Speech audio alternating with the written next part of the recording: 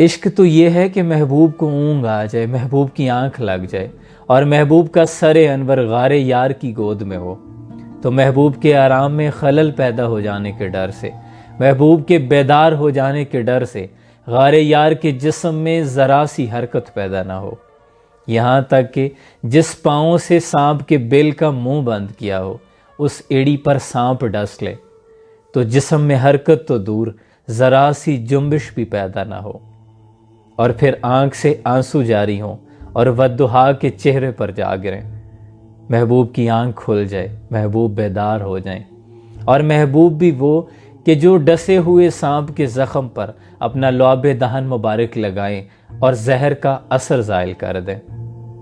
ہائے تجھ سا تو کوئی نادان بھی نہ ہو، کر کے عشق جو کہتا ہے نقصان بھی نہ ہو، قطرے کو سمندر ذرے کو ستارہ کرتے ہیں۔ حضرت حسن بصری رحمۃ اللہ علیہ تابعی گزرے ہیں۔ آپ ایک روز اپنے شاگردوں کو پڑھا رہے تھے کہ ایک شخص آیا، عرض کرتا ہے کہ حضور میری اولاد نہیں ہے، میرے لیے کوئی وظیفہ بتا دیں۔ تو حضرت حسن بصری رحمۃ اللہ علیہ نے اسے کہا کہ تم کثرت سے استغفار کیا کرو۔ ایک دوسرا شخص آیا، کہنے لگا کہ حضرت میرے رزق میں کمی آ گئی ہے، برکت کے لیے کوئی وظیفہ بتا دیں۔ تو آپ نے اسے بھی کہا کہ استغفار کیا کرو۔ ایک اور شخص آیا کہ حضرت برسات نہیں ہو رہی، تو آپ نے اسے بھی کہا کہ استغفار کیا کرو۔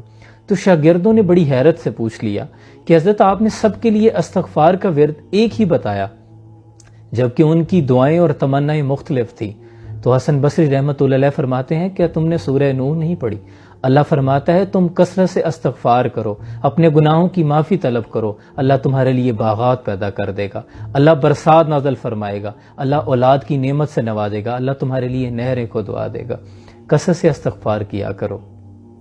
کیا آپ نے کبھی سوچا ہے کہ آپ کا یہ تنگ کرنے والا بچہ کئی بانجھ ماؤں کا خواب ہے، کہ آپ کا چھوٹا سا گھر کئی بے گھر افراد کا خواب ہے، اور آپ کے یہ تھوڑے سے پیسے کئی قرضدار لوگوں کا خواب ہے، آپ کی یہ چھوٹی سی خوشی کئی اداس لوگوں کا خواب ہے، اور آپ کی یہ صحت و تندرست زندگی کئی بیمار افراد کا خواب ہے۔ کیا آپ نے کبھی سوچا کہ دنیا میں کتنے ہی ایسے لوگ ہیں جنہوں نے اس زندگی میں دنیا کا کوئی رنگ نہیں دیکھا؟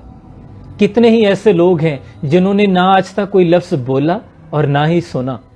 کیا آپ نے کبھی سوچا کہ آپ کی یہ جوانی کسی جیل میں قید و بند مشقت میں نہیں گزر رہی؟ کیا آپ نے کبھی سوچا کہ آپ کے گھر میں پڑا فریج، اے سی، گاڑی وغیرہ یہ نمرود خدائی کا دعویٰ کرنے والے کے پاس بھی نہیں تھی؟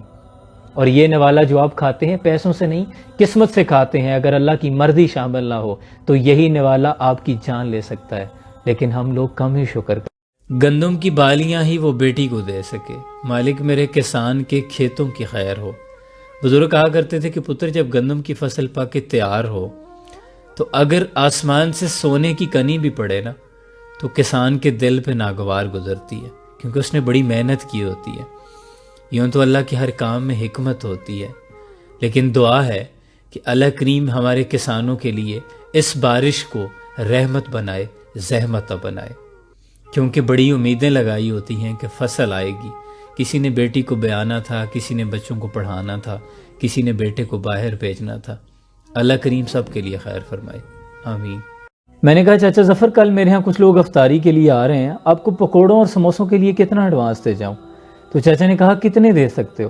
مجھے چاچا کا سوال بڑا توہین آمیز لگا۔ میں نے مطلوبہ رقم سے زائد پیسے جیب سے نکالے چاچا کے حوالے کر دیے۔ تو چاچا ظفر کہنے لگے تم نے تو میری بڑی پریشانی حل کر دی، اور پیسے میرے ہاتھ پہ رکھے کہنے لگے وہ سامنے جو بڑھیا کھڑی ہے یہ پیسے اس کو دے آؤ۔ میں نے کہا وہ کون ہے؟ چاچا کہنے لگا تم تو رشتوں کے اندھے لوگ ہو، وہ میری بیٹی ہے، ماں ہے، بہن جیسی ہے، تمہیں کیا لگے؟ پچھلے 3 گھنٹے سے کھڑی ہے، نہ مانگ رہی ہے، نہ کوئی دے رہا ہے، نہ فریاد کرتی ہے۔ اللہ جانے کیا پریشانی ہے، تم لوگ کیا بھوکا اور پیاسا رہنے کو صرف روزہ سمجھتے ہو؟ یہ پیسے لے جاؤ اور اسے دے دو، شاید اس کے سحر اور افطار کا کچھ بندوبست ہو جائے۔ میں بوجھل قدموں کے ساتھ چاچا ظفر کے پیسے لے کر ان ماں جی کو دینے جا رہا تھا۔ دل ہی دل میں سوچ رہا تھا کہ ہم اپنے ہی لوگوں کو افطاری کروانا بڑا اعزاز سمجھتے ہیں، چاچا کی آنکھ سے کیوں نہیں دے؟ واصف علی واصف لکھتے ہیں کہ درود پاک پڑھتے ہوئے اگر آنکھیں نم ہو جائیں تو سمجھ جاؤ کہ حاضری ہو گئی ہے۔ اللہ پڑھتا ہے درود اپنے حبیب پر، رحمان جو کرتا ہے وہ تم بھی کیا کرو، صلی اللہ علیہ وسلم۔ جمعہ مبارک۔ امام احمد بن حنبل بہت بڑے بزرگ گزرے ہیں، ایک روز سفر پر تھے کہ رات کے وقت ایک مسجد میں قیام کے لیے چلے گئے، تو مسجد کے جو خادم تھے انہوں نے یہ کہہ کر مسجد سے نکال دیا کہ یہ کوئی عبادت کا وقت نہیں ہے۔